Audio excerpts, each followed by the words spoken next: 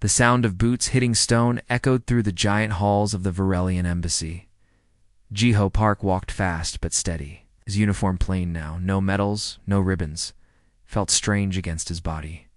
Only the silver bars of a lieutenant remained. Like quiet ghosts of what he once was, he stopped at a large carved door.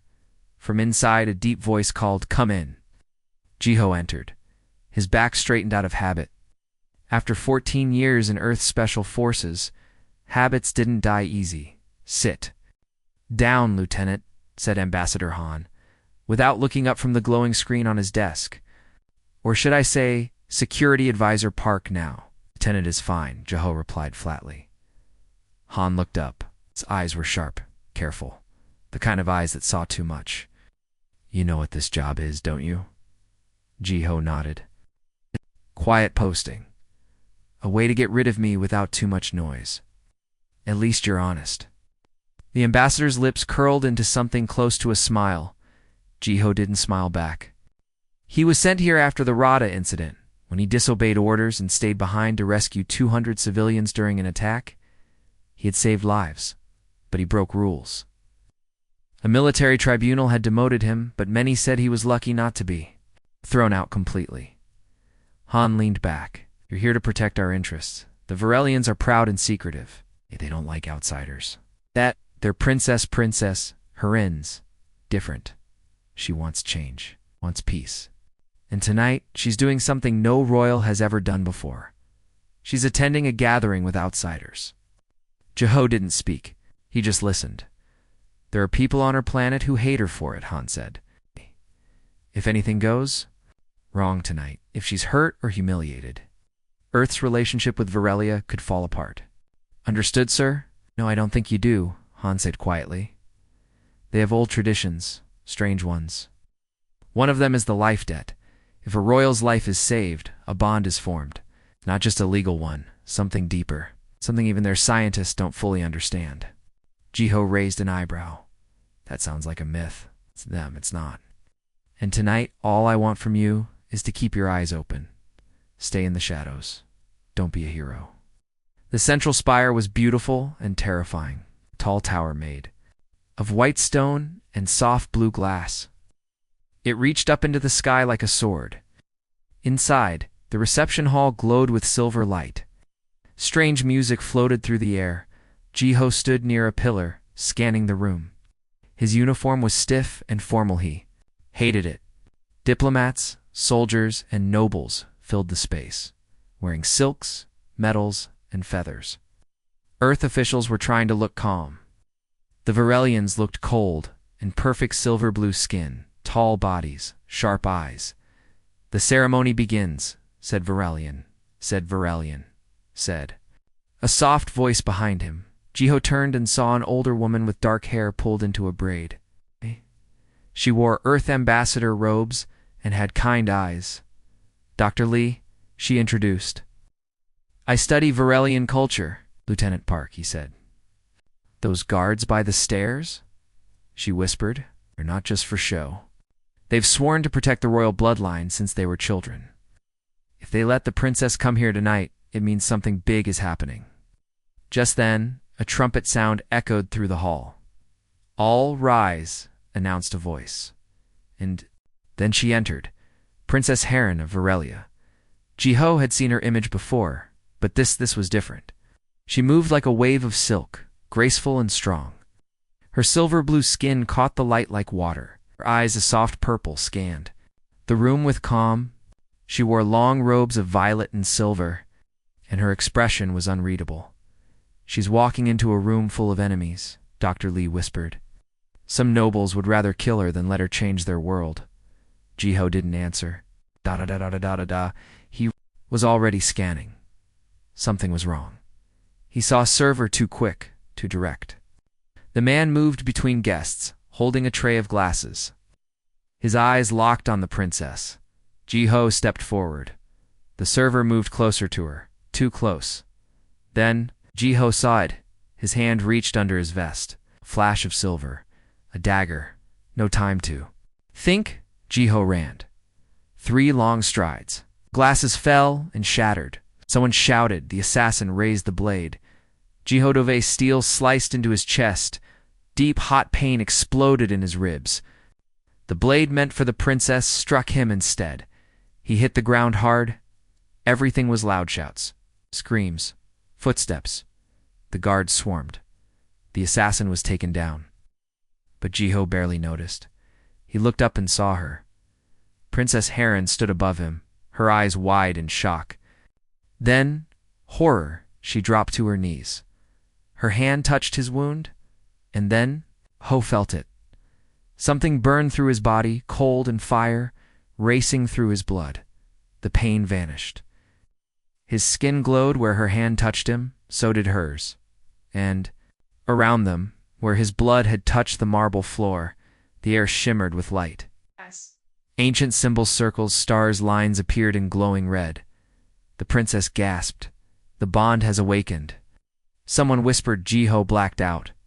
When he opened his eyes, everything was quiet.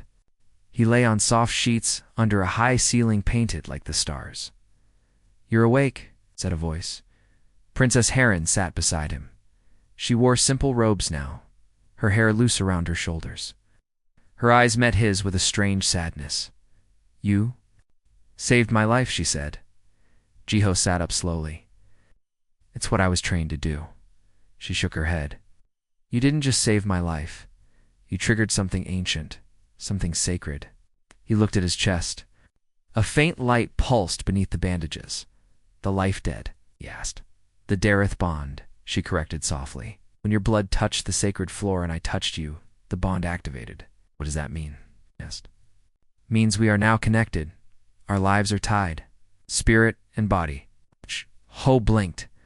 "That sounds like magic." "It's not magic. It's part of our biology. Ow. Our ancestors made it that way thousands of years ago. It was never supposed to happen with a human." He stared at her. "What happens now?" "There are 5 stages," she said. "We just passed the first, blood." "And the others?" She didn't answer right away. "If we don't complete all 5, we will die." He froze. "Wait. What?" "The bond demands completion," she said. "If we stop it, our bodies will start to break down, slowly, painfully." Jiho tried to breathe. His chest hurt, not just from the wound, but from fear, from the weight of something much larger than him. "You're saying if I walk away now, we both die?" "Yes. And what if I stay?" "You become my Dareth, sentinel, my protector, until the bond is complete." Jiho looked away. "Do I have a choice?" She didn't answer. Instead, she said softly, "Do you remember choosing when you jumped in front of that blade?" Silence. Then she stood. "The second phase will begin soon." "Memory." Jiho's eyes narrowed. "Memory. Yes," she said. "Our minds will share memories. Deep ones. Painful ones. The bond will choose which." Jiho looked at her sharply. "You'll see my past? Only the memories the bond deems important?" He looked down. His hands were shaking. "There are things I don't want anyone to see, I understand," she said. "But I cannot stop it. Neither can you." The pain wasn't the worst part. The dreams were. Jiho Park sat in silence, staring at the edge of the stone balcony. Behind him, the Virelian palace buzzed with quiet voices and soft footsteps. But his mind was far away, locked in the memory of a burning field, screaming children, the sound of a gunshot that never left his ears. Princess Heron stood beside him. She didn't speak. She had seen it. The second stage of the Dareth bond had started 2 nights ago. Memory sharing. Had woken up gasping, soaked in sweat, his hands shaking. He had lived one of her memories, her mother's death, during a palace riot. Then, without warning, Heron had lived through one of his. He had watched a child die in his arms. A mistake. It was a mistake. Now they both carried each other's scars. Heron's voice was quiet. "You blame yourself for that boy?" "I left him behind," Jiho said. "I thought he was already dead." "You went back for others," she said. "You saved dozens." "I didn't save him." There was silence between them. Then Heron whispered, "And I didn't save my mother. I just stood there and watched her fall." They didn't need to say more. The bond had shown them everything. That was the shock of it. This wasn't just about life-saving. The bond was pulling their souls closer. It was showing them the parts of themselves they hid from the world. Pain, guilt, secrets, and now. The third stage was coming. 3 days later, Jiho was taken into the Temple of Echoing Stars. No human had entered it. Before, the ceiling rose high, covered in millions of tiny crystals that reflected the twin moons. Varelian monks in white robes chanted in a soft rhythm as they opened the inner gate. Heron waited for him at the center of the hall. Her robes were simple again, but her presence felt powerful. "You ready?" she asked. "No," Jiho said honestly, "but I'm here." She nodded. They stepped into the sacred circle together. The monks poured silver sand in a perfect ring around them. The third stage was about to begin. The trial of intention, the High Monk announced. Both shall be tested. If either's heart fails, the bond shall collapse. Both shall die. Jiho took a breath. "What kind of test?" Truth Heron answered. "You must speak what you hide, what you fear. The bond knows if you lie." Silence was sharp. Jiho spoke first. "I sometimes wish I never saved you." Her eyes widened slightly, but she didn't move. "I was ready to disappear. I had nothing left. No purpose. No home. Jumping in front of that blade, it felt right, like a way out." He swallowed hard. "Now I'm stuck in a world I don't understand, tied to someone I barely know." Heron nodded. Her voice shook. "I didn't want the bond either. When you were wounded, I almost let you die." Jiho stared. "I saw the blood glow," she said. "I knew what it meant. I could have walked away, pretended I didn't see. But something stopped me." "Why didn't you?" he asked. "Because," she whispered for the first time, "someone saw me, not the crown, not the future queen. Just me." The light around them shifted. The sand began to glow. The bond accepted their truth. Stage 3. Complete later that night, Jiho sat in his chamber staring at the pulsing mark on his chest. It now moved in rhythm with a second heartbeat hers. He wasn't ready for this. But the bond didn't care about readiness. It cared about truth, loyalty, sacrifice, and soon. The fourth stage would begin. It came sooner than they thought. An explosion rocked the palace walls. Guards rushed through the halls. Shouting echoed in every direction. Jiho ran to Heron's quarters. The doors were wide open. Inside, she stood with 2 guards down, blood on her sleeve, a knife in her hand. "I'm fine," she said quickly. But it was them, the nobles who opposed the bond. "Are you sure? They sent assassins," she said, "and they're not done." Alarms rang. Outside, the sky turned red with fire. Enemy ships had broken through the shield. "They're trying to start a civil war," Heron said. "They think killing me ends the bond and any chance of peace." Jiho grabbed a pulse rifle from the fallen guard. "Where's your father?" "The throne room," she answered. "We need to get there now." They ran, through smoke, through broken halls. Through screams, the palace was under full attack. They reached the throne room, but it was too late. Emperor Rael lay slumped in his seat, a blade through his chest. Around him, dead guards and nobles lay in pools of shimmering blood. A single man stood at the center, tall, robed in black. A noble named Eshin, leader of the old faction. "Too late," he said, turning to them. "Your father is gone. The throne is mine."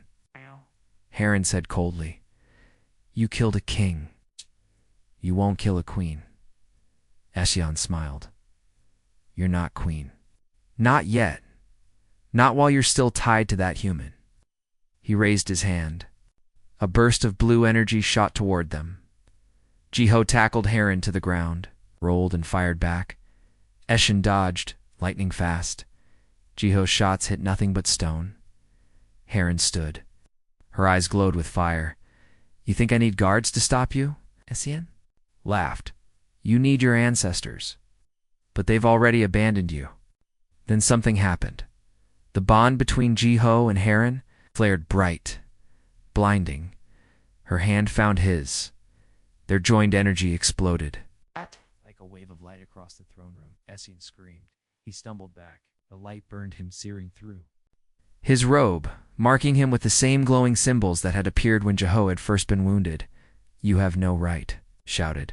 But it was over. The bond had chosen its trazent. Soon collapsed. "Unmovi!" Silence returned.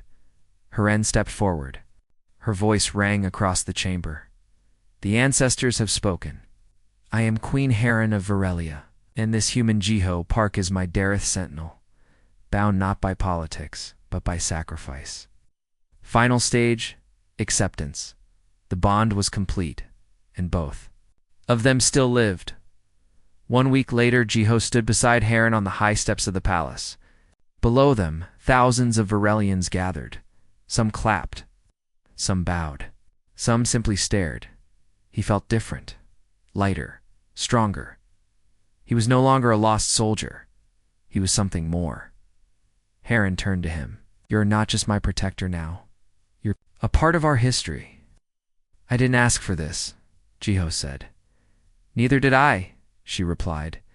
"But we made it through." He nodded slowly. "So, what now?" "Now," she said with a smile, "we change everything."